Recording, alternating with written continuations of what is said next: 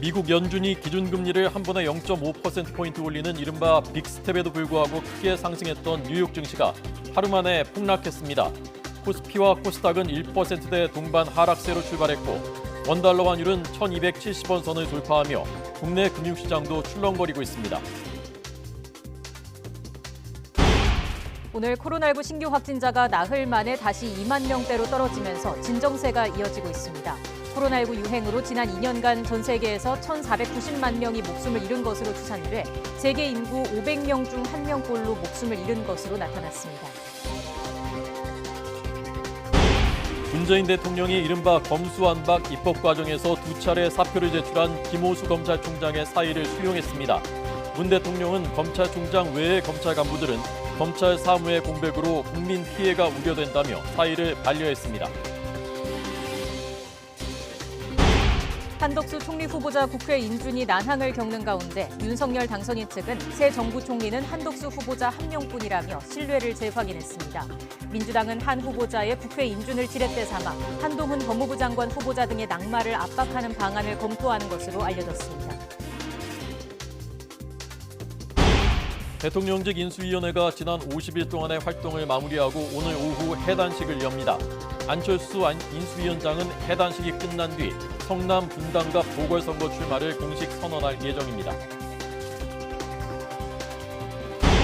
영화배우 강수연 씨가 어제 오후 자택에서 쓰러져 병원으로 옮겨졌습니다. 가족의 신고를 받고 출동한 구급대에 심정지 상태로 발견돼 병원으로 이송됐지만 아직까지 의식을 되찾지 못한 상태로 알려졌습니다. 시청자 여러분 안녕하십니까? 뉴스앤 이슈 시작합니다. 시장이 우려했던 급격한 금리 인상, 이른바 자이언트 스텝이 없다는 말에 상승했던 미국 증시가 오늘 새벽에 다시 급락했습니다. 국제유가 상승에도 불구하고 산유국 협의체 오펙 플러스가 원유를 증산하지 않기로 한 것이 영향을 미쳤습니다. 워싱턴 강태욱 특파원의 보도입니다. 미국 연준이 기준금리를 0.5%포인트 인상한 날 뉴욕 증시는 3% 안팎의 급등세로 마감했습니다. 제롬 파월 의장이 시장이 우려하는 0.75%포인트 대폭 인상은 고려하고 있지 않다는 발언 덕분이었습니다. 급격한 금리 인상이 없다는데 시장이 안심한 겁니다. 75 basis point in an increase is not something the committee is actively considering. 하지만 하루 만에 금융시장은 다시 불안한 모습입니다. 다우와 S&P 500 지수는 3% 이상 떨어졌고 나스닥은 5% 가까이 급락한 채 마감했습니다. 하루 전 상승분을 모두 반납하고도 더 떨어진 겁니다. 금융시장 급락은 일단 금리 인상이 계속 이어질 것이란 전망에 미국의 국채 금리가 다시 오름세로 돌아섰기 때문입니다. 국채 금리의 가파른 상승은 기술주와 성장주의 미래 수익에 타격을 준다는 점에서 주가를 끌어내리는 역할입니다. The market is in an enormous amount of uncertainty, and uncertainty is one of the biggest killers of any market. And so the fact that we are uncertain about what inflation is going to do, what the Fed is going to do in reaction to inflation. 여기에 석유 수출국 기구와 러시아 등 주요 산유국들의 협의체인 오펙 플러스가 사실상 증산을 동결한 것도 영향을 미쳤습니다. 미국 등 서방의 증산 요구에도 다음 달 증산을 이번 달과 같은 수준에 합의한 겁니다. 산유국들의 증산이 없는 상황에서 EU가 단계적으로 러시아산 원유의 수입을 금지하면 유가 폭등은 불가피하기 때문입니다. 연준은 기준금리 0.5%포인트 인상을 두어 번 더 시사했습니다. 전문가들은 최근 유가 상황에 연준의 긴축이 계속 이어진다면 주가 상승세는 지속하기 어려울 것으로 보고 있습니다. 워싱턴에서 YTN 강태욱입니다. 네, 지금 우리 증시도 하락세를 보이고 있습니다. 서울 외환시장에서 원달러 환율은 1,270원을 넘어 거래되고 있습니다. 취재기자 연결해서 자세히 알아보겠습니다. 박병한 기자. 네, 경제부입니다. 네, 먼저 우리 증시가 하락세로 출발했다고요. 네, 오늘 새벽 끝난 뉴욕 증시가 폭락세를 보이자 우리 증시도 하락세로 출발했습니다. 코스피는 전 거래일보다 1.00% 내린 2650.89에 출발해 현재 2630선을 오르내리고 있고 코스닥은 1% 이상 하락한 880선을 오르내리고 있습니다. 코스피 시장에서 외국인과 기관이 모두 매도세를 보이고 있는 가운데 개인만이 힘겹게 매수세를 이어가고 있습니다. 코스피 기준 4거래일 연속 하락세를 보이고 있는 것입니다. 현재 서울 외환시장에서 원달러 환율은 전 거래일보다 9원 오른 1274원 선을 오르내리고 있습니다. 환율이 장중 1270원대로 오른 것은 지난달 29일 이후 4거래일 만입니다. 네. 오늘 기획재정부에서 대책회의가 열렸다면서요? 네, 그렇습니다. 기획재정부는 오늘 오전 FOMC 관련 시장 점검 회의를 열었습니다. 이혁원 기재부 1차관은 당분간 우리 금융 외환 시장이 각종 대내외 변수에 민감하게 반응할 우려가 크다고 보고 국내외 경제 금융 상황을 수시로 점검하면서 리스크 요인에 선제 대응해 나갈 필요가 있다고 밝혔습니다. 다만 현재까지 우리 시장에 미치는 영향이 다른 국가들과 비교해 특히 두드러지는 상황은 아니고 우리 경제의 기초 여건과 대외 신인도 대외 충격에 대한 대응 능력은 견조하다고 평가했습니다. 미국 연방준비제도가 22년 만에 빅스텝, 즉 기준금리 0.5%포인트 인상을 단행한 데 이어 수차례 추가 빅스텝을 예고해 한국은행도 금리 인상이 확실시됩니다. 5%에 육박한 물가 상승률을 잡기 위해서라도 오는 26일 금융통화위원회에서 금리 인상이 불가피할 것으로 보는 관측이 다수입니다. 지금까지 경제부에서 전해드렸습니다. 네, 미국도 우리도 금리를 올리는 것은 물가가 치솟기 때문입니다. 일상이 회복된 뒤에 숨통이 트일 것으로 기대했던 상인들, 자영업자들, 치솟는 물가에 다시 한번 애를 태우고 있습니다. 매출은 조금씩 회복되고 있지만 원자재 값이 크게 올라서 이익이 별로 남지 않고 가격을 또 올리자니 겨우 다시 늘어난 손님이 끊길까 걱정입니다. 현장에 나가 있는 취재기자 연결합니다. 황윤태 기자. 네, 서울 마포구 망원시장에 나와 있습니다. 네, 장바구니 물가에 가장 민감하게 반응하는 곳이 전통시장인데 그곳 분위기 어떻습니까? 네, 일상 회복 이후 상황이 조금 나아졌다고 생각한 시장 상인들은 요즘 가파른 물가 상승이라는 또 다른 악재를 만나 울상입니다. 제 손에 들려있는 오렌지는 개당 1,500원 정도에 판매하고 있는데 몇 달 전에 비하면 가격이 조금 오른 상태입니다. 일부 수입 과일은 아예 판로가 막히기도 했는데요. 과일 가게 주인 이야기를 직접 들어보시겠습니다. 유통이 잘 안 되나 보던데. 그러면 전쟁 이후로 수입과일은 더 올랐어. 아예 오르고 아니 올라서 아예 안 들어온 과일이 많아. 먹거리 가격이 빠르게 오르면서 손님들도 장보기가 부담스러운 상황입니다.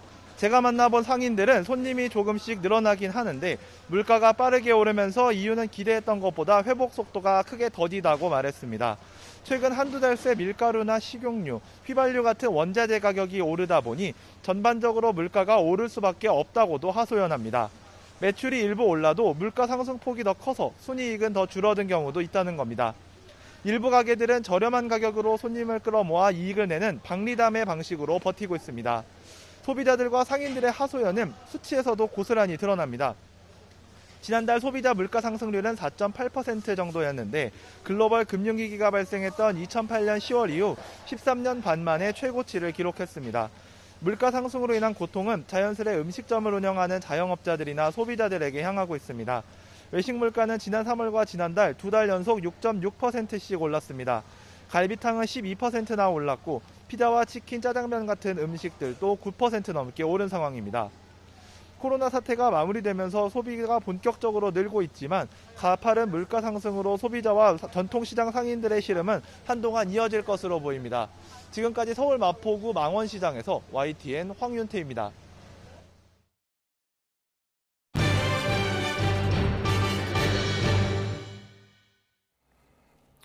대통령직 인수위원회가 오늘 해단식을 열고 50일 동안의 대장정을 마무리합니다. 오늘 오후 5시 서울 통이동 사무실에서 열릴 예정입니다. 안철수 인수위원장은 물론 윤석열 대통령 당선인도 참석해서 인수위원들과 실무진들을 격려할 예정입니다. 지난 3월 18일 현판식을 열고 출범했던 인수위는 지난 3일 6대 추진 방향과 110개의 세부 수행 과제로 구성된 국정과제를 발표하며 업무를 마쳤습니다. 안철수 대통령직 인수위원장이 성남 분당갑 보궐선거 출마를 결심하고 오늘 출마를 선언할 예정입니다. 안 위원장 측 관계자는 YTN과의 통화에서 안 위원장이 오늘 오후 인수위 마지막 공식 행사인 수원지역 순회 국민보고회를 마친 뒤 구체적인 입장을 밝힐 것이라고 말했습니다. 안 위원장이 본격적으로 보궐선거에 뛰어들 경우 당의 전략공천 여부가 쟁점이 될 전망입니다. 민주당 소속 인천 지역의 일부 국회의원들이 이재명 상임 고문의 인천 계양을 국회의원 재보궐선거 출마를 공개적으로 요구했습니다. 민주당 박찬대, 이성만, 허종식, 정일영 의원은 국회에서 기자회견을 열고 6월 지방선거와 국회의원 재보선에서 반드시 이겨야 한다며 그러려면 이재명 상임 고문이 함께 뛰어야 한다고 말했습니다. 이재명 후보를 지지했던 1,600여만 명의 유권자를 다시 결속하게 할 수 있는 유일한 카드는 이재명 고문의 출마라면서 인천을 이기면 전국에서 이길 수 있고 격전지 인천에 출마하는 것이 필요하다고 주장했습니다. 더불어민주당 박지현 공동비상대책위원장은 다음 달 1일 지방선거와 보궐선거에 대선에서 패배한 이재명 상임고문을 차출해야 한다며 이 고문이 보선에 나올 뿐만 아니라 지방선거도 책임지고 지원해야 한다고 밝혔습니다. 박 비대위원장은 국회에서 열린 비대위 회의에서 안철수 대통령직 인수위원장이 성남 분당갑 보선 출마 의사를 밝힌다고 한다며 이같이 말했습니다. 이어 대선 패배를 딛고 국민의 마음을 얻기 위한 총력 체계를 갖춰야 한다면서 다가올 지방선거와 보선에서 윤석열 정부의 독주와 파행을 막기 위해 반드시 이겨야 하며 공정과 상식의 나라를 만들 책임은 제1야당이 될 민주당에 있다고 강조했습니다. 그러면서 민주당도 자신들이 가진 자원을 최대치로 동원해야 한다며 오늘 안에 비대위가 국민의 뜻에 합당한 결론을 도출하겠다고 덧붙였습니다. 윤석열 대통령 당선인이 어제 한덕수 국무총리 후보자와 통화하고 새 정부의 총리는 한덕수 후보자 한 명뿐이다라며 신뢰를 재확인한 것으로 전해졌습니다. 윤 당선인 측 관계자는 오늘 아침 기자들을 만나서 이렇게 말하고 정치적으로 사람과 사람을 연계해서 다른 장관을 낙마시키려고 한덕수 후보자의 목을 잡고 있는 모습은 있을 수 없는 일이라는 것이 윤 당선인의 뜻이라고 말했습니다. 한덕수 후보자는 노무현 정권 때 신임을 받았던 인물이고 산업, 통상, 외교 경험을 갖춘 전문성을 확보한 사람이라면서 민주당을 도저히 이해할 수 없다고도 말했습니다. 청와대는 문재인 대통령이 검찰 수사권 완전 박탈, 이른바 검수완박 입법 과정에서 두 차례 사표를 제출한 김호수 검찰총장의 사의를 수용했다고 밝혔습니다. 문 대통령은 오늘 김호수 검찰총장의 사의를 수용했다고 박경미 청와대 대변인이 전했습니다. 문 대통령은 검찰총장의 사표를 한 차례 반려했지만 스스로 책임지겠다는 뜻으로 재차 사의를 밝혀왔고 이제는 더 미루기 어려운 상황이 돼 사의를 수용했습니다. 문 대통령은 다만 검찰총장 외에 검찰 간부들은 검찰 사무의 공백으로 국민 피해가 우려돼 사의를 반려했고 대검 차장을 중심으로 빈틈없이 책무를 다해달라고 당부했습니다.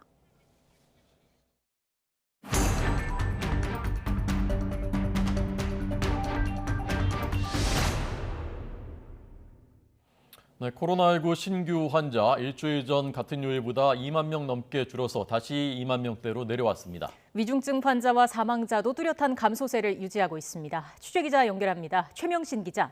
네, 최명신입니다. 네, 자세한 신규 확진자 현황 정리해 주시죠. 네, 오늘 0시 기준 신규 환자는 26,714명입니다. 어제보다 15,000명 줄었는데요. 신규 환자가 2만 명대를 기록하기는 지난 2일 이후 닷새 만입니다. 일주일 전 같은 요일과 비교해서는 2만 3천여 명, 2주 전보다는 5만 4천 명 넘게 줄었습니다. 금요일 기준 신규 환자가 2만 명대를 기록하기도 지난 2월 4일 이후 13주 만입니다. 신규 환자는 지난달 21일부터 16일 연속 10만 명 미만을 이어가면서 뚜렷한 감소세를 보이고 있습니다. 여기에 어제 어린이날로 검사 건수가 줄어든 영향까지 나타나면서 확진자 수가 크게 줄었습니다. 위중증 환자는 423명으로 일주일째 500명 아래를 유지했습니다. 사망자도 크게 줄었습니다. 어제보다 31명 적은 48명으로 사흘 만에 다시 50명 아래로 내려왔습니다. 역대 사망자가 가장 많았던 지난 3월 24일과 비교해선 10분의 1 정도로 수치가 줄었습니다. 누적 사망자는 23,206명입니다. 전국 중환자병상 가동률은 전날보다 0.2%포인트 내린 21.5%로 20%대 초반을 유지하고 있습니다. 재택치료 환자는 24만 7천 명, 이 가운데 하루 2번씩 모니터링을 받는 집중관리군은 19,000명 정도입니다. 지금까지 사회부에서 YTN 최명신입니다. 김부겸 국무총리가 코로나19 중앙방역대책본부 회의 마지막으로 주재했습니다. 그동안 인내해준 국민들에게 감사하다고 말했습니다. 그러면서 새 정부에서도 잘 대처해 나가리라고 믿는다면서 국민의 생명과 안전에 직결된 방역에는 정쟁이 끼어들면 안 된다고 강조했습니다. 김 총리의 코로나19 중대본 회의 모두 발언 직접 들어보시겠습니다. 지난 1년을 되돌아보면 수차례 위기가 있었습니다. 그러면서도 다행으로 지금은 우리가 일상 회복에 가까이 다가선 그런 모습을 보이고 있습니다. 위기가 완전히 끝날 때까지 결코 자만해서는 안 되겠습니다만은 온 국민이 고통과 불편을 감내하면서 한마음으로 참여해서 이룬 이 방역의 성과를 근거도 없이 우리 스스로 폄훼하는 것도 경계해야 할 것입니다. 전 지구적, 아니 인류사적 위기 앞에서 이런 놀라운 연대와 협력의 모습을 보여주신 위대한 대한민국의 국민 여러분께 다시 한번 머리 숙여 감사드립니다. 정부 업무 인수인계 과정에서 방역 정책 방향에 대해서 함께 검토하고 고민해 왔기 때문에 다음 정부에서도 잘 대처해 나가리라 믿습니다. 국민의 생명과 안전에 직결된 방역인 만큼 정쟁이 끼어들 여지는 한 틈 있어서도 안 될 것입니다. 코로나19 이후에 배달업에 종사하는 노동자가 42만 명까지 늘어났습니다. 배달하던 도중에 일어나는 사고도 늘고 있지만 제대로 된 보상을 받기 어려운 게 현실입니다. 왜 그런지 이준엽 기자가 취재했습니다. 제정하라! 제정하라! 제정하라! 헬멧에 조끼까지 근무 복장을 갖춘 배달 노동자들이 피켓을 흔들며 구호를 외칩니다. 지난달 27일 배달 노동자들이 양대 배달업체인 쿠팡과 배달의 민족 앞에서 시위를 벌였습니다. 100명이 넘는 배달 노동자들이 토를 받는 대신 오토바이를 몰고 라이더 보호법 제정을 촉구하며 거리로 나섰습니다. 배달업은 불과 1년 만에 2배로 급성장했을 정도로 코로나 위기 수혜 업종으로 평가받습니다. 이런데도 배달 노동자들이 처우 개선을 요구하는 이유는 뭘까? 코로나 사태를 계기로 배달업이 성장하면서 종사자 수는 지난해 42만 8천 명으로 2년 만에 22% 넘게 늘어났습니다. 문제는 같은 기간 사고도 덩달아 늘어났다는 겁니다. 하지만 가장 기본인 산재 보상조차 제대로 받기 어려운 상황입니다. 종사성 있잖아요. 한 개만 하면 두 번째 쿠팡했는데 시간 일주일에 20시간인가 그거 시간을 충전 못했대가지고 산재 처리를 안 해준다 하더라고요. 지난해 7월 배달 노동자 산재보험 가입이 의무화돼 보험료 납부율이 높아졌는데도 실제 사고가 나면 인정을 못 받는 이유는 바로 전속성 기준 때문입니다. 하나의 사업장에서 일정 시간과 소득을 채워야만 근로자 자격이 부여되는데 2개 이상 앱을 사용하는 비율이 높은 배달 노동자들은 충족하기 어려운 조건입니다. 이뿐만 아니라 사고를 유발하는 현행 시스템도 문제로 지적됩니다. 지난해 6월 교통법규를 다 지키며 배달하면 건당 30분 정도가 걸려 최저임금도 못 받는다는 실험 결과가 있습니다. 하지만 배달앱에선 더 빨리, 더 많이 배달하지 않으면 수수료나 콜 배정을 줄이고 심지어 계정을 정지하기까지 해 울며 겨자 먹기로 위험운전에 나선다는 겁니다. 도로 위에 돈 깔아놓고 먼저 듣는 사람 임자, 법규 위반하면 위반할수록 인센티브를 주는 이 시스템을 만든 기업의 책임은 왜 묻지 않는 것입니까? 노동자들이 요구하는 대안은 일정 이상 배달료를 보장하되 배달 건수를 제한하는 안전배달료 도입, 컨테이너 시멘트 운송사업자 상대로 비슷한 안전운임 제도를 실시하면서 졸음운전이나 과적이 10%포인트 이상 줄어들었다는 연구 결과도 있습니다. 배달료가 낮으면 낮을수록 더 많은 개수를 해야 되기 때문에 난폭 운전이 일어날 수밖에 없습니다. 그래서 어느 정도의 최저임금 마냥 최저임금처럼 이런 하한선이라도 좀 배달료를 정하고자 하는 게 안전배달료고요. 안전배달료를 포함한 라이더 보호법은 현재 국회에 계류 중이고 인수위는 산재 보상 시 전속성 기준을 폐지하는 법안을 국정과제에 포함했습니다. YTN 이준엽입니다. 네, 국민들 놀라게 한 소식입니다. 월드스타 강수현 씨. 어제 자택에서 의식을 잃고 쓰러졌고 심정지 상태입니다. 병원으로 급히 옮겨졌지만 의식을 되찾지 못하고 있습니다. 정현우 기자의 보도입니다. 김동호 위원장님. 어제 오후 5시 40분쯤 서울 압구정동 아파트에서 영화배우 강수연 씨가 쓰러졌다는 신고가 소방에 접수됐습니다. 구급대원이 도착했을 당시 강 씨는 심정지 상태였습니다. 자택에서 쓰러진 강 씨는 심폐소생술을 받으면서 5km 떨어진 이곳 병원 응급실까지 옮겨졌습니다. 강 씨는 의식을 찾지 못하고 위중한 상태인 걸로 전해졌습니다. 어제 오전부터 심한 두통을 호소해 구급대원이 자택에 출동하기도 했지만 강 씨가 병원 이송을 원치 않았던 것으로 알려졌습니다. 그러다 결국 오후에 의식을 잃고 쓰러진 강 씨를 가족이 발견했습니다. 1966년생으로 4살 나이에 데뷔한 강 씨는 지난 1987년 국내 흥행순위 1위를 기록한 영화 비미와 철수의 청춘 스케치로 스타 반열에 올랐습니다. 1987년엔 임권택 감독의 영화 시바지에 출연해 한국 배우 역사상 처음으로 세계 3대 영화제인 베니스 영화제 여우주연상을 수상했습니다. 영화 아제아제 바라아제에서도 임 감독과 다시 한번 호흡을 맞추며 모스크바 영화제 최우수 여자 배우상을 탔습니다. 최근엔 연상호 감독이 연출한 넷플릭스 영화 정의의 촬영을 마무리하고 복귀를 앞두고 있었습니다. YTN 정현우입니다. 이제 나흘 남은 윤석열 대통령 당선인 취임식에 대한 취임준비위원회 기자회견이 시작되는 것 같습니다. 네, 현장으로 가보겠습니다. 네, 오늘이 20대 대한민국 대통령 취임식 D-4일입니다. 그동안 언론인 여러분들의 협조에 대단히 감사 말씀드립니다. 국민이 염원하는 새로운 나라는 공정한 기회와 따뜻한 동행 속에서 모든 국민이 꿈을 실현하는 나라, 갈등과 분열을 넘어 한마음으로 세계를 향해 다시 도약하는 대한민국이 될 것입니다. 따라서 20대 대통령 취임식은 바로 이러한 대한민국을 꿈꾸는 국민이 주인공이 되어 함께 미래를 그려보는 자리로 만들었습니다. 이번 취임식은 새 대통령과 국민이 대한민국 새로운 출발을 함께 선언하는 자리입니다. 따라서 윤석열 대통령 당선인의 철학인 어린이와 청년, 소외계층인 약자들의 꿈을 반영하였습니다.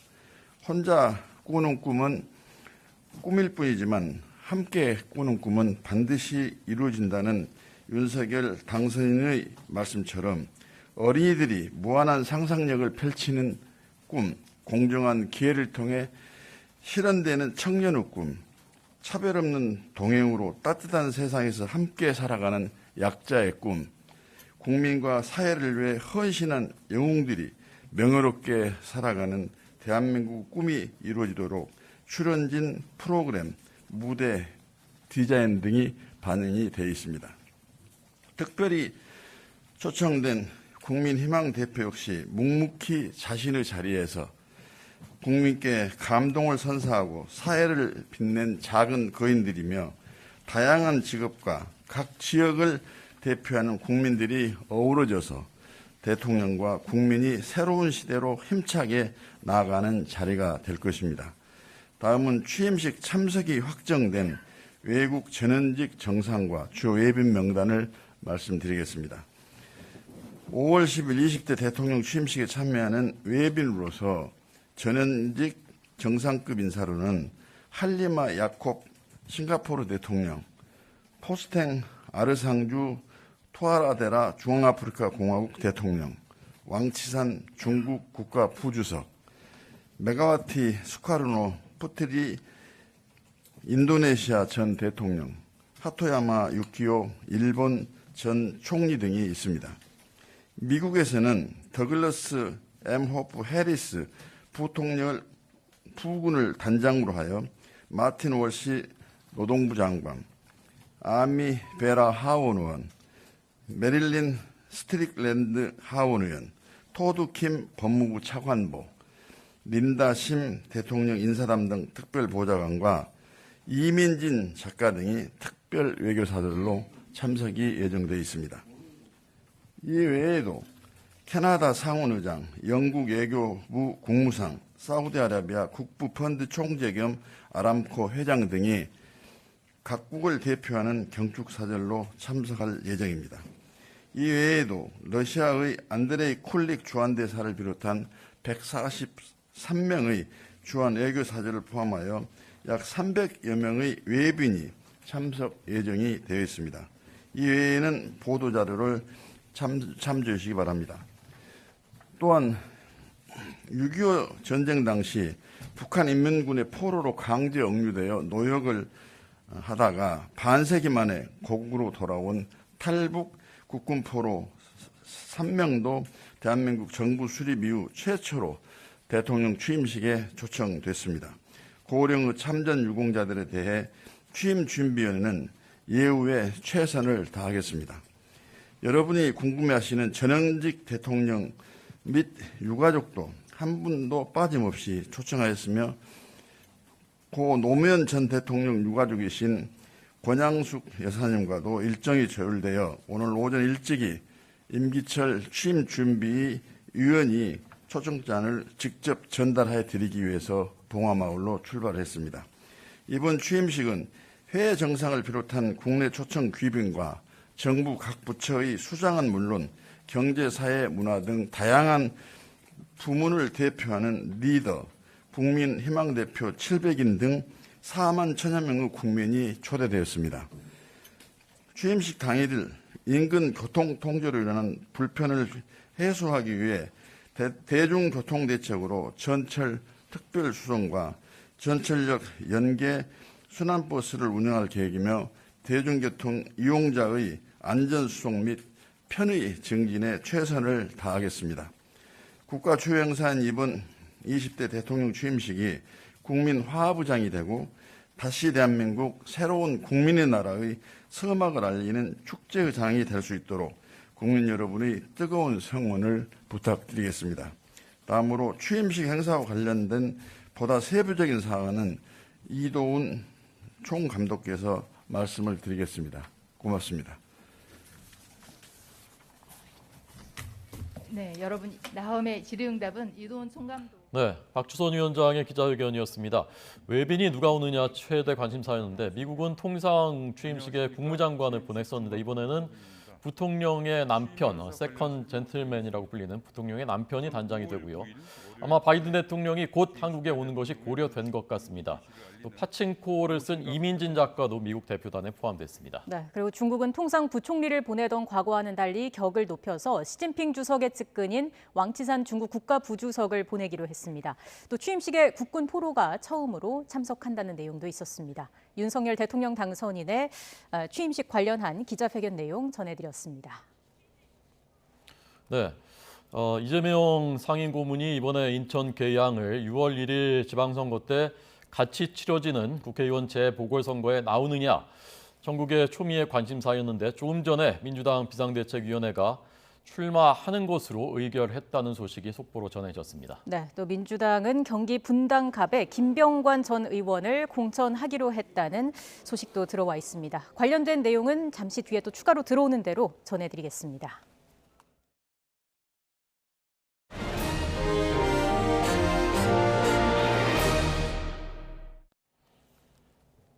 문재인 대통령이 검찰 수사권과 기소권을 분리하는 법안, 검수완박 법안을 처리하는 과정에서 2번 사표를 냈던 김호수 검찰총장의 사표를 받아들였습니다. 다만 검찰총장 외의 검찰 간부들은 검찰 사무의 공백으로 인한 국민의 피해가 우려된다며 사의를 반려했습니다. 청와대 취재기자 연결해서 자세한 상황 알아보겠습니다. 백종규 기자.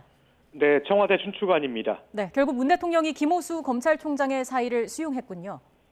네, 문재인 대통령이 검찰 수사권 완전 박탈, 검수완박 입법에 반발하며 물러나겠다는 뜻을 밝힌 김호수 검찰총장의 사의를 수용했습니다. 문 대통령이 지난 3일 국무회의에서 검수완박 법안 공포안을 의결한 지 사흘 만입니다. 청와대 박경미 대변인은 문 대통령이 김 총장의 사표를 한 차례 반려했지만 김 총장이 스스로 책임을 지겠다는 뜻으로 재차 사의를 밝히면서 이제는 더 미루기 어려운 상황이 돼 사의를 수용한다고 밝혔습니다.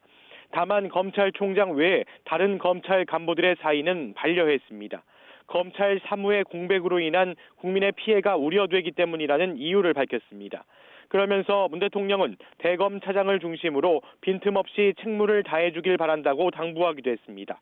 문 대통령은 김 총장은 물론 박성진 대검찰청 차장검사, 권순범 대구고검장 등 검찰 지휘부의 집단 사직을 일괄 수리하면 업무 공백이 불가피하다는 판단을 내린 것으로 보입니다. 앞서 김 총장은 더불어민주당의 검찰 수사권과 기소권 분리 법안의 입법 강행에 반발하면서 지난달 17일 첫 사의를 표했습니다. 다음 날 김 총장은 문 대통령이 임기를 지키며 국회와의 소통 노력을 기울여달라고 당부하자 업무를 재개했지만 이후 지난달 22일 검수완박 법안에 대해 박병석 국회의장의 중재안을 여야가 받아들이기로 하자 다시 사직서를 제출하고 연가를 써왔습니다. 문 대통령은 검수완박 공포안이 국무회의에서 의결되며 상황이 일단락됐다고 판단하고 김 총장의 사표를 다음 정부로 넘기기 어렵다는 점에서 사의를 수용하기로 결심한 것으로 보입니다. 이에 따라 문 대통령 퇴임 때까지는 박성진 대검차장이 총장 권한대행 체제를 유지하고 윤석열 대통령 당선인이 취임 후 새 총장 지명을 비롯해 검찰 지휘부를 새로 구성할 것으로 전망됩니다. 지금까지 청와대 춘추관에서 YTN 백종규입니다. 한덕수 국무총리 후보자가 과연 국회에서 인준을 받을 수 있을지 불투명한 가운데 윤석열 대통령 당선인이 한덕수 총리 후보자와 전화통화를 통해서 새 정부의 총리는 한덕수 후보자 한 명뿐이다라면서 신뢰를 거듭 확인했습니다. 윤 당선인은 오늘 대통령실 국가안보실 산하 비서관급 인선을 추가로 발표합니다. 인수위 취재기자 연결합니다. 박석영 기자. 네, 서울 삼청동 인수위원회입니다. 네, 윤 당선인과 한 후보자 어제 통화를 했습니다. 어떤 이야기가 오갔는지 구체적으로 설명해 주시죠. 네, 윤 당선인은 어제 한덕수 총리 후보자와 통화하며 새 정부의 총리는 한 후보자 한 명뿐이라고 말했는데요. 윤 당선인은 다른 장관을 낙마시키려고 한 후보자의 목을 잡고 있는 모습은 있을 수가 없다고 말한 것으로도 전해졌습니다. 한 후보자의 경우 노무현 정권 때 신임을 받은 데다가 전문성을 확보한 인물인 만큼 민주당을 도저히 이해할 수 없다는 겁니다. 한 후보자가 발목 잡기식으로 부결된다면 새 후보자 지명 없이 부총리 대행으로 새 정부가 출범될 가능성도 열렸습니다. 윤 당선인 측 관계자는 부결 시 대통령 선거를 부정하는 거로 보고 총리 없이 부총리 대행으로 출범하겠다고 말했습니다. 또 정호영 복지부 장관 후보자와 관련해서도 임명 강행까지 고려하겠다고 강조했습니다. 다만 민주당의 태도에 따라서라는 단서를 달았는데요. 각각의 후보자를 서로 연계해선 안 된다며 정권 출범을 방해하려는 사람들이 있다면 가진 권한을 활용하겠다고 사실상 민주당에 경고를 날렸습니다. 권성동 원내대표도 오늘 원내대책회의 후 기자들과 만나 중요한 건 국민 수용성이라면서도 민주당의 도를 넘는 행위 등 정치 상황을 고려해 당선인이 적절한 판단을 할 것이라며 당의 의견을 당선인 비서실에 전달했다고 밝혔습니다. 민주당은 한 후보자의 국회 인준을 지렛대 삼아 한동훈 후보자 등의 낙마를 압박하는 방안을 검토하는 것으로 알려졌습니다. 네, 오늘 대통령실 추가 인선이 발표된다고요? 네, 오늘 윤 당선인은 국가안보실을 중심으로 비서관급 인선을 공개합니다. 또 부처별 차관도 확정된 일부 명단부터 발표할 예정인데요. 기능을 대폭 확대하기로 했던 시민사회수석실과 홍보수석 산하 비서관은 발표에 시간이 더 필요할 거로 보입니다. 인선과 관련해 윤 당선인 측 관계자는 문재인 정권과 어설픈 동거는 하지 않겠다고 강조했는데요. 김인철 사회부총리 겸 교육부 장관 후보자가 사퇴한 자리에 후보자 몇 명을 검증하고 있는데 교육부 차관이 인사를 단행하고 개혁을 추진할 예정인 만큼 교육행정에 공백은 없다고 말했습니다. 윤 당선인 측은 취임 전날인 9일까지 대통령실과 차관급 인선 등을 차례로 쪼개서 발표합니다. 공정위원장, 금융위원장, 국정원장 등은 취임 직후 발표할 계획입니다. 네, 이제 취임식까지 4일 남았습니다. 취임준비위원회가 조금 전 브리핑을 통해서 참석하는 외빈 명단을 공개했는데 이 부분도 자세히 정리해 주시죠. 네, 윤 당선인의 취임식은 오는 10일 국회의사당 앞마당에서 열립니다. 조금 전 박주선 대통령 취임준비위원장은 조금 전 마지막 브리핑을 열고 참석 외빈 명단을 발표했는데요. 먼저 싱가포르 대통령과 중앙아프리카공화국 대통령이 취임식에 참가합니다. 왕치산 중국 국가부주석과 인도네시아 전 대통령, 하토야마 유키오 일본 전 총리 등도 참석합니다. 미국에서는 해리스 부통령 부군 등 축하 사절단을 파견합니다. 이 밖에도 주한 외교 사절을 포함해 외빈 300여 명이 취임식에 참석하는데 일본의 경우 강요급 인사 파견이 예정돼 있습니다. 또 탈북 국군포로 3명도 정부 수립 이후 최초로 취임식에 초청됐습니다. 취임식을 앞두고 안철수 인수위원장과 인수위원들은 서울통이동 인수위 기자회견장에서 오늘 오후 5시에 해단식을 여는데요. 50일 동안 활동을 이어온 인수위는 새 정부의 국정과제를 마련하고 정책 방향을 세우는 역할을 했습니다. 다만 신구 권력 갈등과 여야 대치 속에 국정청사진을 뚜렷하게 그리지 못했다는 지적도 나왔습니다. 지금까지 서울 참정동 인수위원회에서 YTN 박서경입니다. 네, 속보로 먼저 전해드렸습니다. 민주당의 이재명 상임고문, 인천 계양을 원래 송영길 전 대표 지역구였죠. 여기에 출마하는 것으로 당이 결정을 내렸습니다. 네, 취재기자 연결해서 자세히 알아보겠습니다. 김태민 기자. 네, 국회입니다. 네, 국회의원 재보궐선거, 지방선거만큼이나 관심이 집중되고 있죠. 네, 그렇습니다. 6일 지방선거 대진표가 모두 짜인 가운데 현역 의원들의 출마로 공석이 된 지역구 공천 논의도 본격화하고 있습니다. 특히 지난 대선 주자이자 차기 대권 주자로도 거론되는 민주당 이재명 상임고문, 국민의힘 소속 안철수 인수위원장의 보궐선거 출마설이 이목을 끌었는데요. 먼저 오늘 인수위 해단식을 하는 안철수 인수위원장은 경기 분당갑 출마가 유력한 상황입니다. 이곳은 경기지사에 나선 김은혜 전 의원의 지역구이자 IT 기업이 밀집한 판교가 있는 곳인 만큼 안 위원장 출마설이 꾸준히 제기됐습니다. 안 위원장은 오늘 오후 경기 수원에서 열리는 지역정책 국민보고회를 마치고 출마 의사를 밝힐 것으로 알려졌습니다. 민주당 이재명 상임고문은 서울시장 후보로 나선 송영길 전 대표의 지역구였던 인천 계양을 출마설이 힘을 얻으며 막판 고심을 거듭했습니다. 민주당 내에서 이재명 고문의 출마를 찬성하는 쪽은 격전지인 수도권의 선거 분위기를 띄우고 전체 지방선거를 지원해야 한다는 입장을 피력했는데요. 이 고문도 이를 받아들인 것으로 확인됐습니다. 이에 따라 이재명 고문은 대선 2달 만에 인천 계양을 출마로 정치권에 복귀하게 됐습니다. 당 요청대로 선거에 직접 출전하고 또 진두지휘하겠다는 의지를 밝힌 만큼 이번 지방선거와 국회의원 보궐선거는 이재명 고문을 중심으로 선거 체제를 갖출 전망입니다. 네, 자, 이재명 고문의 출마에 대한 의미 또 전망은 저희가 2부에서 자세하게 더 분석하겠습니다. 좀 전 인수위 쪽의 새 정부 장관 후보자들 인사청문회 분위기 들었는데 여야 분위기는 어떻습니까? 네, 현재 인사청문 전국의 최대 뇌관으로 떠오른 건 한동훈 법무부 장관 후보자입니다. 한 후보자에 대한 인사청문회는 지난 4일에서 오는 9일로 한 차례 연기됐는데요. 청문회 시작도 전부터 민주당은 한 후보자에 대한 총공세를 펼치며 당선인 측의 지명 철회를 압박하고 있습니다. 윤호중 민주당 비상대책위원장은 오늘 아침 회의에서 한 후보자 자녀의 이른바 허위 스펙 의혹을 겨냥했는데요. 조국 전 장관의 잣대처럼 경찰과 공수처 수사 그리고 대대적 압수수색이 필요하다고 지적하기도 했습니다. 여기에 더해 청문회 파행을 겪은 정호영 복지부 장관 후보자 역시 낙마시키겠다는 뜻을 굽히지 않고 있습니다. 그러면서 두 사람에 대한 임명을 강행할 경우 한덕수 총리 후보자 인준에 협조하지 않겠다며 으름장을 놓고 있습니다. 하지만 국민의힘은 이처럼 장관 후보자 임명을 총리 인준과 연계하는 건 새 정부 출범에 발목을 잡는 것이라고 반발하고 있습니다. 그러면서 한동훈 후보자에 대한 민주당의 의혹 제기에 대해선 소문난 잔치에 먹을 것 없다고 평가절하하기도 했는데요.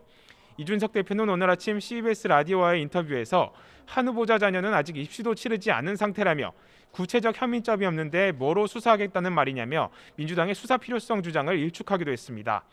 이처럼 인사청문을 둘러싼 신경전 외에도 21대 국회 후반기 법사위원장직을 놓고도 갈등이 고조되고 있습니다. 포문을 연 건 민주당입니다. 지난해 7월 국민의힘에 법사위원장직을 넘기겠다고 했던 합의를 원점에서 재논의해야 한다고 주장하고 나선 건데요. 국민의힘은 법사위원장직은 협상 대상이 아니라고 선을 그으면서 민주당이 의회 독재를 시도하고 있다고 맹비난하고 있습니다. 이처럼 검수완박에 이은 인사청문 전국 그리고 법사위원장 논란까지 겹치면서 여야 극한 대립은 당분간 쉽게 진정되지 않을 것으로 보입니다. 이런 가운데 오늘 국회에서는 정황근 농림부 장관 후보자에 대한 인사청문회도 열립니다. 지금까지 국회에서 YTN 김태민입니다.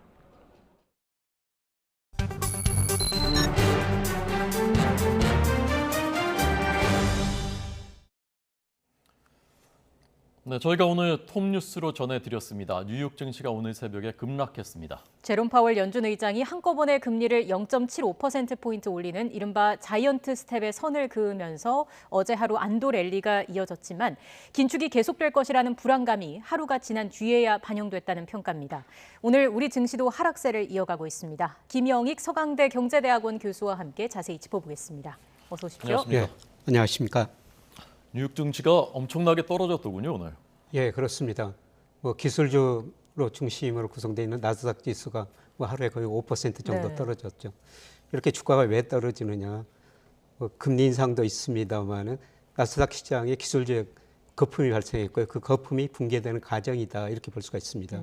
그래서 주가가 오르려면은 금리가 낮아야 되고 경기도 좋아야 되는데 지금 연준의 금리도 올리고 시장 금리도 올랐고요. 그다음에 미국 경제가 지난 1분기 연율로 마이너스 1.4% 성장했어요. 예.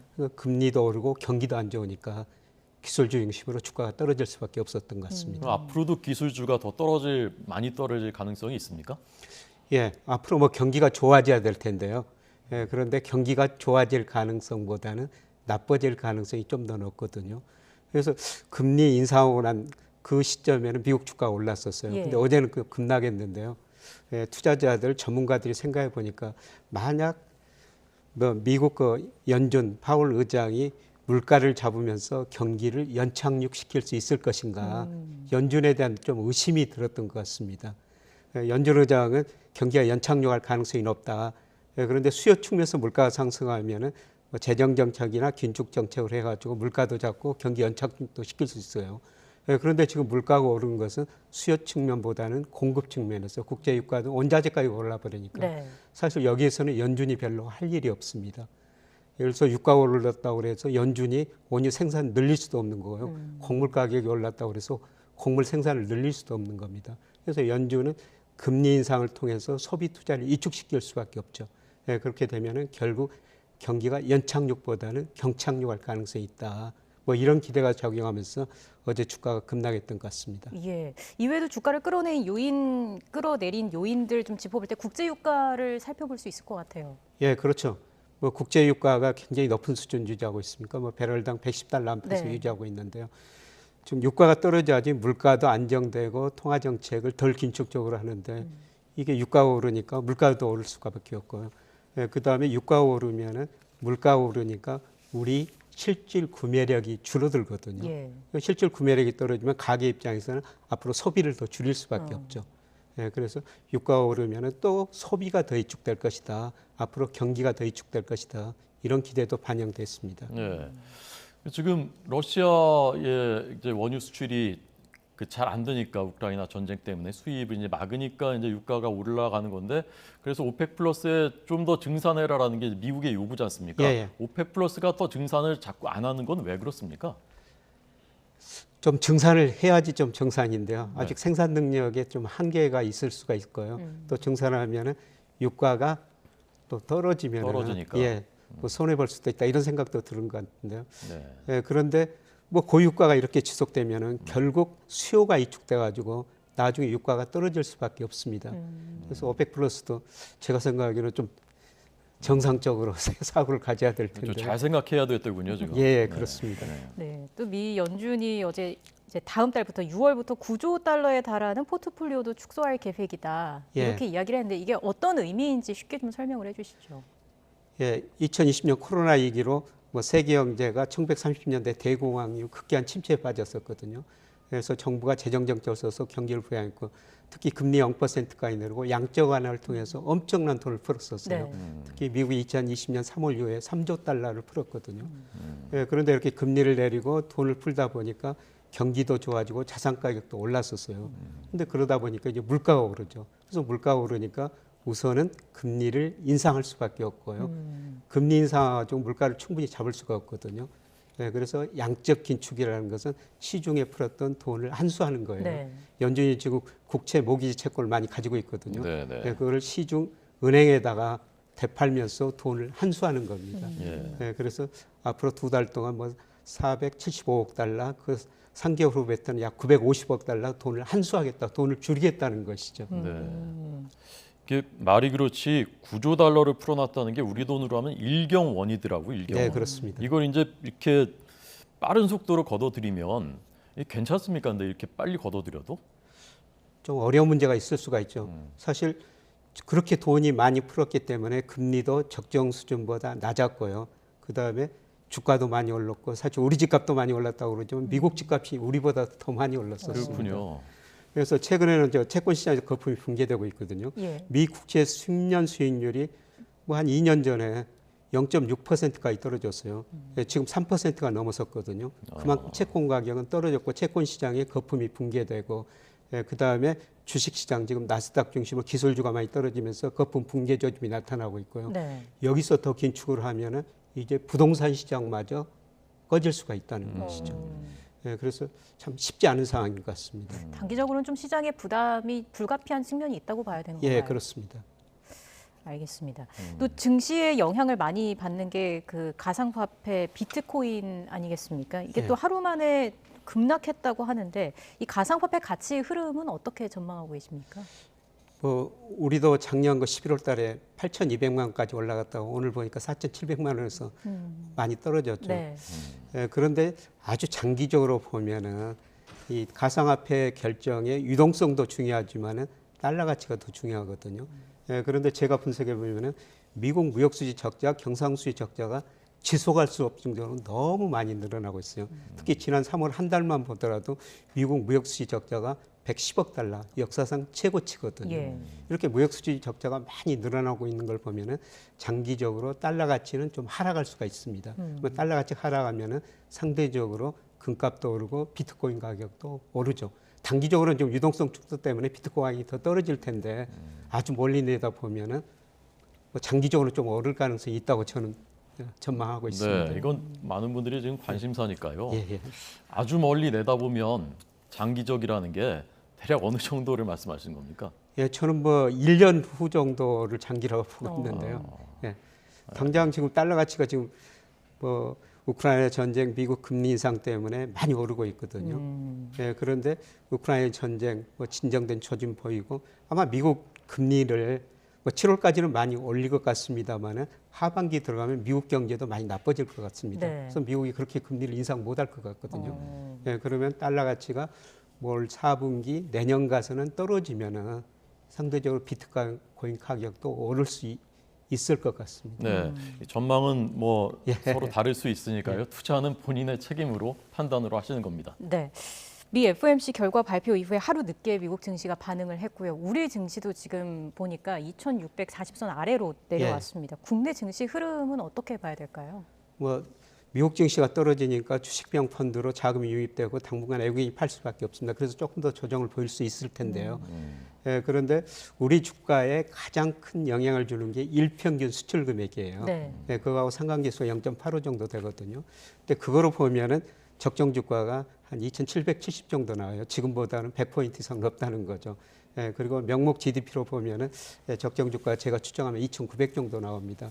근데 현재 주가가 2,630선이니까요. 적정 주가보다 많이 낮아졌다. 예. 그래서 적정 주가로 가는 과정에서 좀 반등을 할 수가 있다고 생각하고 있습니다.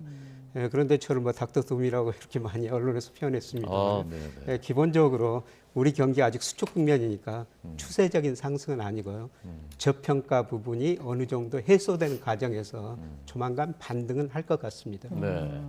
증시에 뭐 직접적인 증시뿐만이 아니라 우리 경제 전반에 영향을 미치는 것이 이제 금리일 텐데 미국이 일단 빅스텝 뭐 2번 이상은 제롬 파월 의장이 2번 이상은 더 하겠다. 그래서 계속 이런 식으로 올리면 연말 되면 2.75%까지 우리하고 금리가 역전돼서 그럼 돈이 빠져나갈 수 있다는 우려가 있고 우리 한국은행은 금리 정책을 어떻게 할 것으로 전망하시는지 어떻게 하는 게 바람직하다고 보시는지요? 예, 우리는 미리서 금리를 올려놨습니다. 0.5%에서 지금 기준금리 1.5%가 됐죠. 그런데 미국이 이번에도 빅스텝하고 아마 6월에도 빅스텝 할 가능성이 높아요. 그래서 5월에 우리 뭐 통화정책 방향 결정 회의가 있는데요. 한 1.75%, 0.25% 정도 올릴 것 같습니다. 물론 우리 소비자 물가가 지금 지난 4월 달에 4.8%로 13년 반 만에 최고치를 기록했거든요. 물가를 보면 우리도 빅스텝을 해야 돼요. 그런데 문제는 경기가 둔화되고 있다는 것이죠. 그래서 앞으로 경기를 예측하는 선행지 순환 변동치라고 있는데요. 그게 작년 7월부터 올 3월까지 계속 하락했고 현재의 경기 상태를 나타내는 게 통계청에서 발표한 동행지 순환 변동치라고 있어요. 근데 그게 2020년 5월을 저점으로 올 2월까지 올랐는데 이 3월부터 떨어지기 시작하고 있거든요. 예. 이제 우리 경기도 둔화되고 있다는 겁니다. 그래서 한국은행 입장에서 보면은 물가를 고려하면은 미국 상황 고려하면 금리를 더 빨리 올려야 되는데 이 경기가 둔화되니까 두 개 다 고민해야 된다는 거죠. 그래서 경기 때문에 저는 빅스텝은 어렵고요. 뭐 이번 달에도 한 0.25%포인트 정도 올릴 것이다. 그렇게 내다보고 있습니다. 그러니까 물가를 잡기 위해서라도 추가로 금리를 올려야 하는 거 아니냐라는 이야기가 나오고 있습니다만 또 물가를 잡기 위한 기준금리 인상은 경기 하방 압력으로 작용할 수 있기 때문에 또 한은의 고심이 있을 것이다라는 말씀이신 거고요. 금리 역전 앞서서 말씀을 해주셨는데 이게 왜 우려되는 요소인지도 조금 더 짚어보면 좋을 것 같아요. 앞서서 이제 뭐 원달러 환율이 오를 수 있고 또 국내에서 자금이 이탈할 수 있는 그런 우려가 있는 거 아니겠습니까? 예, 돈이라는 게 눈이 있어서 수익률 높은 대로 이동하거든요. 그동안 우리 금리가 미국 금리보다 높았기 때문에 주식시장에서 돈이 많이 빠져나갔지만 작년으로 채권시장으로 65조가 들어왔고요. 올해도 지금 한 10조 정도 가까이 채권시장은 들어오고 있거든요. 우리 금리가 미국 금리보다 더 높았기 때문입니다. 그런데 만약 미국이 계속 빅스텝을 단행해가지고 미국 금리보다 우리 금리가 낮아지면은 돈이 미국 시장으로 빠져나가게 되는 거예요. 우리 채권 안 사고 미국 국채를 사게 되는 것이죠. 뭐 그렇게 되면은 또 돈이 빠져나가니까 환율도 더 오르고, 그래서 우리 한국은행이 최소한 미국 금리보다 더 높아져야 된다, 더 올려야 된다 이런 거 진단이 나오는데요. 근데 아주 장기적으로 한번 생각해 보면요, 우리 성장 능력이 계속 떨어지고 있어요. 우리 잠재 성장률, 우리 경제가 성장할 능력이 제가 추정해 보니까 1.9%, 미외에서 지금 2%. 그런데 10년 후 보면은 우리나라 대부분 연구기관에서 우리 경제 성장률 1%, 그 다음에 미국 잠재 성장률이 10년에 1.7%. 우리가 가면 갈수록 성장 능력이 미국보다 떨어진다는 겁니다. 뭐 장기적으로 보면은 금리를 결정하는 가장 중요한 요소가 경제 성장률이거든요. 우리 경제 성장률이 미국보다 낮아지면 우리 금리가 미국보다 더 낮아질 수가 있다는 겁니다. 그렇게 되면 아마 우리 채권 시장으로 지금처럼 돈이 안 들어오고요, 좀 환율도 불안해질 가능성은 충분히 있죠. 네. 금리가 미국이 점점 떨어뜨릴수록 돈이 미국 달러 쪽으로 더 몰리고 환율은 점점 더 우리가 약해지고, 그래서 올해 초까지만 해도 1,200원대였는데 원달러 환율이 오늘 1,270을 돌파했다고 합니다. 그러면 어디까지 올라갈 것으로 보시는지, 우리 경제가 어느 정도 선에서는 방어를 해야 된다고 보시는지요? 일시적으로 뭐 1,300원 근처까지는 갈 수가 있습니다. 그런데 우리나라가 적정 환율을 추정해 보면 이 추정 방법에 따라 다릅니다. 제가 추정해 보니까 한 1,200원 정도 나오거든요. 뭐 경상수지, 한미 금리차, 그 다음에 달러 지수, 중국 위안화 지수 이런 걸 가지고 추정해 보면요, 1,200원 정도 그 정도 나와요. 그런데 앞서 말씀드렸습니다만 하반기 후반으로 갈수록 미국 경기도 나빠지기 때문에 미국 금리도 별로 못 올리고요. 그래서 달러 가치가 떨어지면서 환율은 저는 1,200원대 뭐 연말쯤에는 거기에 접근해 가리라 보고 있습니다.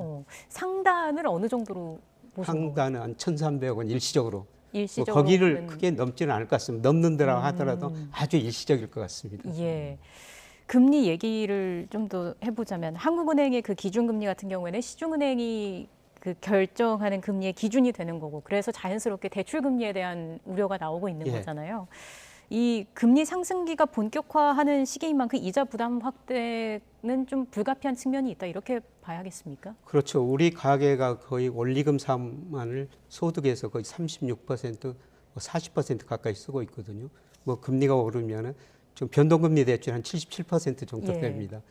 금리가 오를수록 가계 이자 부담은 늘어나죠.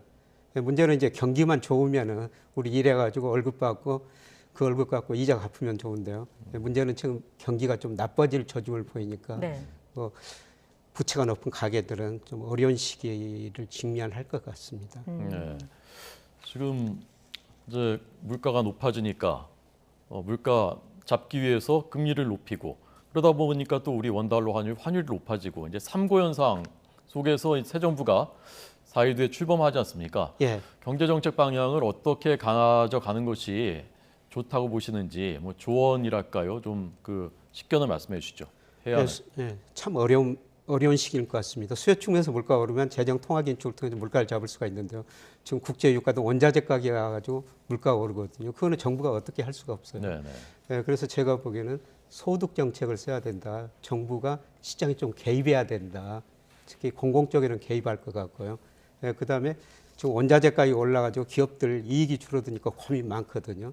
그거를 소비자 물가에 그대로 전가시키기보다는 기업들도 생산성 개선을 통해 가지고 원자재 가격 그것을 좀 삭감 좀 하는 방향으로 나가야 되죠. 참 쉽지 않습니다. 알겠습니다. 새 정부 민관이 같이 노력을 해야 되는 거군요. 새 정부가 어떤 묘안을 또 내놓을지 지켜봐야겠습니다. 지금까지 김영익 서강대 경제대학원 교수와 함께했습니다. 고맙습니다. 네, 고맙습니다.